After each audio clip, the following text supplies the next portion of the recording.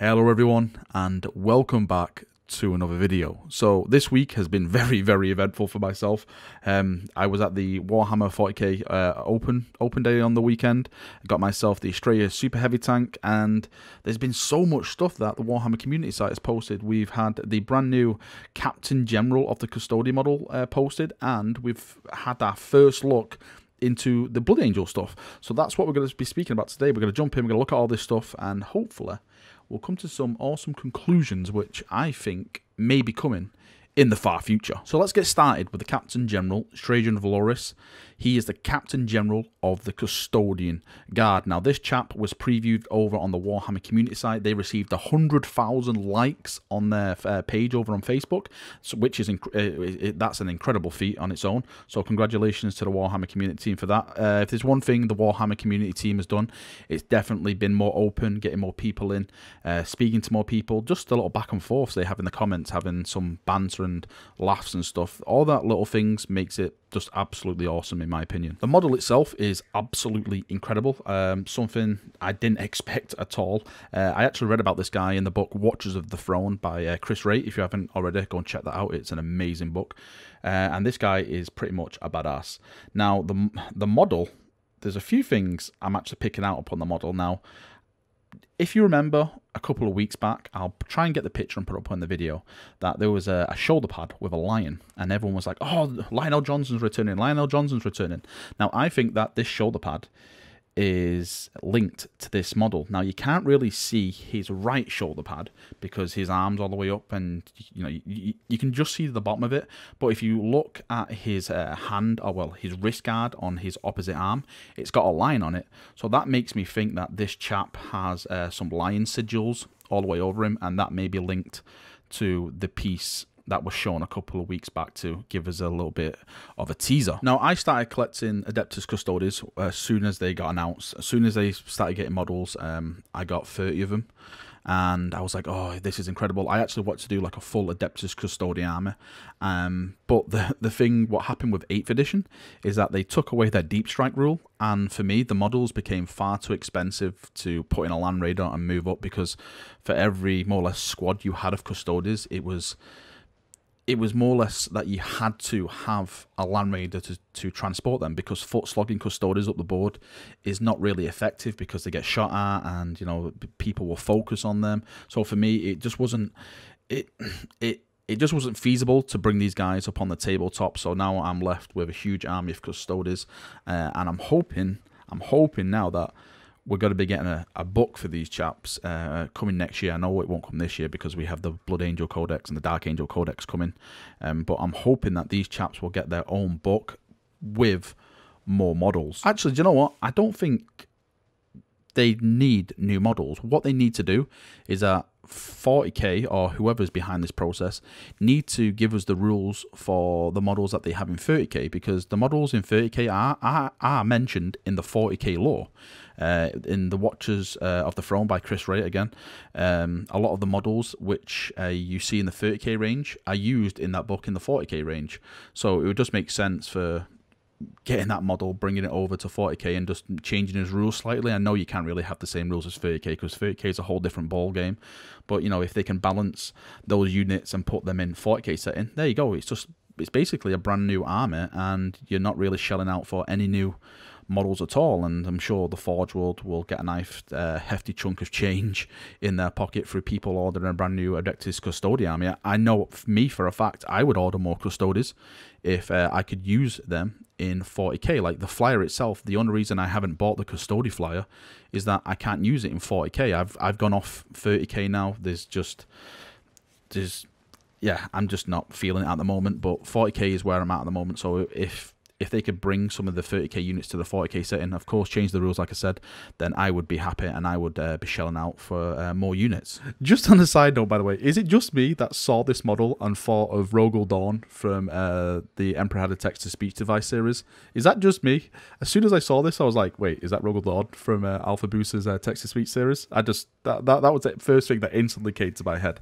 Again, it's a gorgeous model, and I can't wait to get my hands on it. Okay, so quickly moving on, we're going to look now at the Blood Angel previews, which are over on the Warhammer community site. If you want to go and check it out for yourself, the link is in the description of this video. Go and give it a read, and you can get some good information from there. So I just briefly went over it, and I was looking at some of the traits and stuff, and some of the stuff which was pretty awesome that stuck out.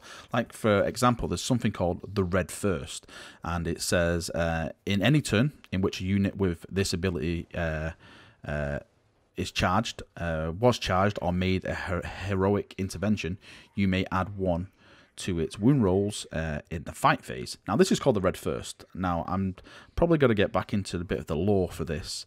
Now, the Red First is a genetic defect for the Blood Angels.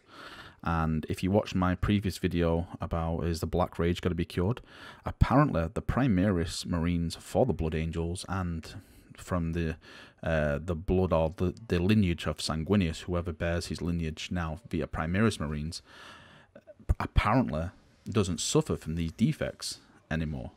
So the Red First, the Black Rage, they are basically gone from the gist that I got from reading the Devastation of Baal. There's no sign of that genetic defect in any of the Primaris Marines.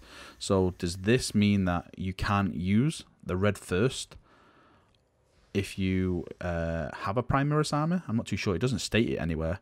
But if they're writing stuff with the lore and then they're giving us these options, I'm not too sure where I stand. Of course, if you're playing competitive, I don't think it'd matter. But maybe if you're playing in like a story kind of game, like can you actually use stuff like this? This is.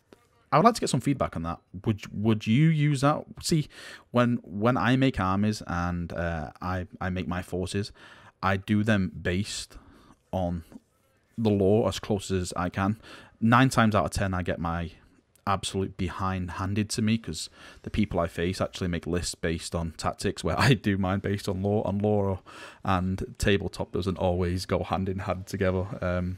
So yeah, I normally end up dying, but if I was going to make a Blood Angel army, and I was doing at one stage, my first Primaris Marines were Blood Angels, I wouldn't use this because they were all Primaris. For me, I'd say no, I can't use that because I'm a Primaris Marine, and apparently the Red First doesn't affect me anymore. Now, this actually plays into the factor of one of the stratagems, which they also previewed on the Warhammer community website, and it's called Death Visions of Sanguinius. And it says, use this stratagem when mustering your armor. Select a Blood Angel captain, chaplain, or lieutenant from your armor, and then in brackets it's put other than Primaris models, and name characters such as Commander Dante. That model gains the Death Company keyword and the Black Rage ability. So what it's saying there is that you can't give this to Primaris models because Primaris models don't suffer the Black Rage. So that in theory backs up what I was just saying about the Red First. The Black Rage and the Red First are no longer there in the Primaris Marines. So can we actually use the Red First on Primaris Marines? It doesn't say it at all in the text of the Red First, but it does say it in the stratagem of the Death Visions of Sanguinius. It's really, really interesting, because if they have the Red First, okay, so if the Primaris have the Red First and not the Black Rage, that doesn't really make sense, because you're not got to like half fix a gene seed.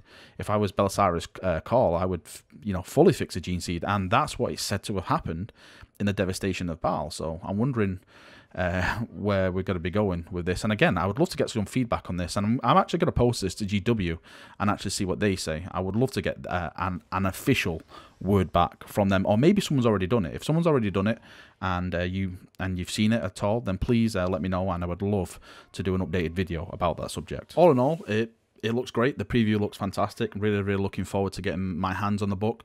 Not really for the rules, more for the lore. You know me, I love reading all the lore and learning new stories and all that, especially with the whole Primaris coming in. Hopefully, it will have an official word in there, what has actually happened with their gene seed and how they're interpreted into the chapter.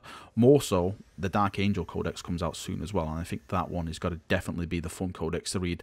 I am very, very excited to see how the Dark Angels handle new people coming in and telling them of certain secrets which are very, very secret. I wonder how the Primaris are going to handle that. I know there's a book which is coming out very, very soon, which is going to be on that subject. So I'm really, really looking forward to that as well. All right, chaps, that is me done for another video. Hope you've enjoyed it. Hope I've given you some information. I'm very, very excited. There's a lot of awesome stuff coming out in the month of December. I'm super excited for next year. I think next year is just going to be jam-packed with new models. Of course, we're going to get more Xenos stuff next year.